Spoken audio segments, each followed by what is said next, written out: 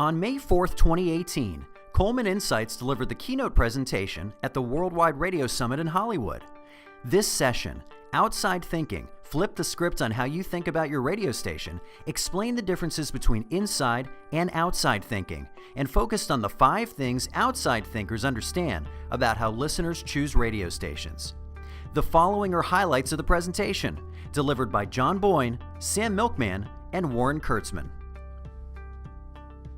We often hear very different descriptions, ideas, ways of thinking of radio stations from one group versus another group. Inside thinking, that term comes from the idea that it's from within the walls of your radio station. It's a boardroom perspective. It's how you kind of talk shop about radio stations.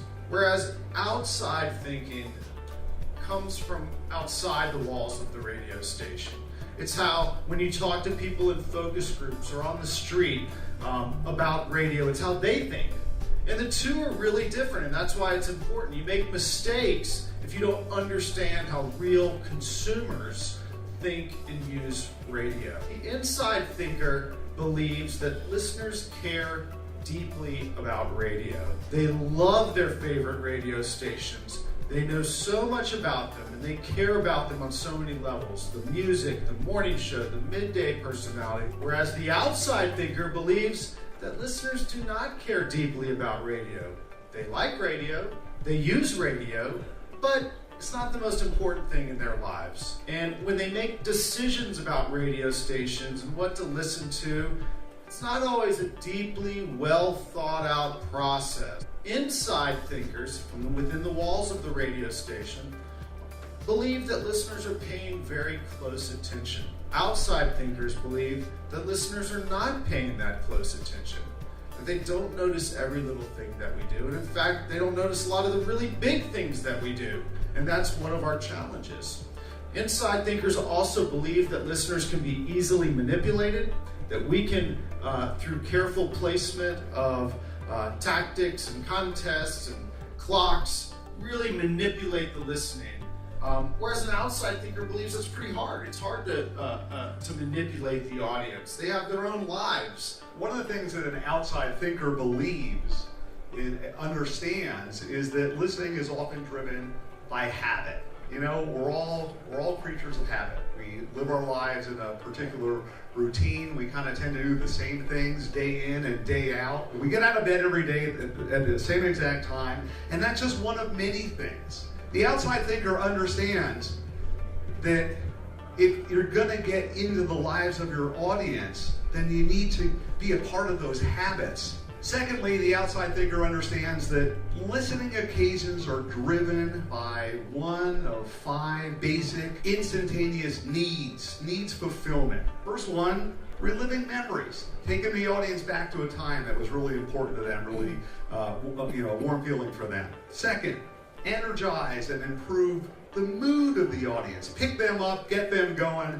That's another one of those instantaneous needs that your radio station might fulfill. Third, just relaxation. Get away from it all. Get away from the 24-hour news cycle and relax with your radio station. Number 4, staying in touch. Keep your audience in touch. That could be hard news, that could be soft news, that could just be making people feel like they're with other people in their day. 5th, simply avoiding boredom. You know, help me stay awake, help me fill the time when I have nothing else to do. Now these 5 needs are not mutually exclusive, but the outside thinker understands 1 or 2, maybe all of them are something that you can fulfill at the same time. Perceptions of radio stations are pretty shallow. They're pretty simple. If you go back to some of the things that John was talking about a few minutes ago, you know, people are not paying very close attention. They don't know a lot of the details of our radio station. And outside thinkers understand that, and they manage the perceptions that listeners have of their stations. So, for example, let's say we have a typical listener, and she's about to listen to the radio, but she doesn't go through this formal process of deciding which radio station I'm going to listen to today. But the first thing that needs to happen is your radio station needs to be on her radar screen. If she does not have the name, dial position, call letters of your radio station on the top of her mind, she's not even likely to listen to your radio station to begin with. Now, if you're fortunate and you've done a good job, you are one of the radio stations that she is thinking about.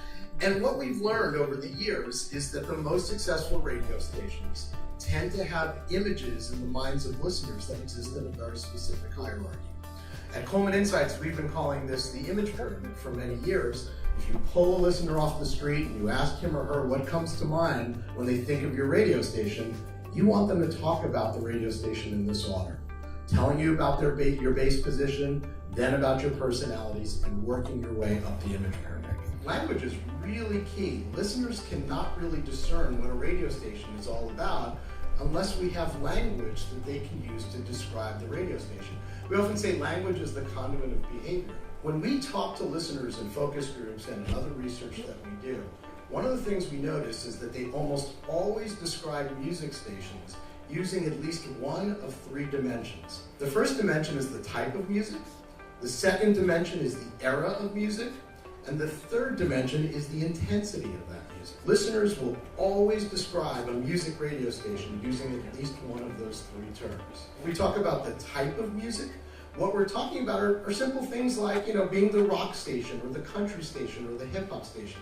This is language that listeners use to describe different types of music stations. You can define your radio station's music in terms of era, and that's why saying things like 70s or 80s or 90s or today or some other descriptor of era is really important. Another way listeners often describe the music on a radio station pertains to its intensity.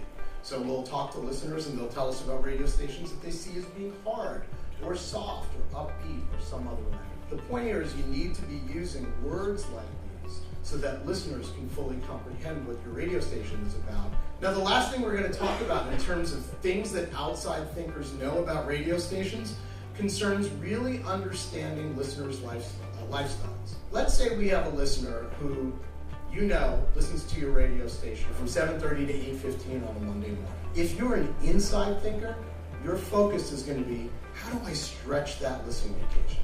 How do I get that listener to stick with me through the 8 o'clock hour and go into the 9 o'clock? Well, the problem with that is her lifestyle may prevent that from happening. The outside thinker thinks horizontally.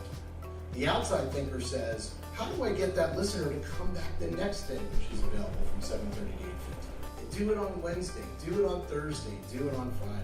That's the way you build listening occasions. So the key here is understanding the listener lifestyle and getting her to come back every day and focus more on what are we going to be doing tomorrow at this time as opposed to what are we going to be doing 45 minutes from now.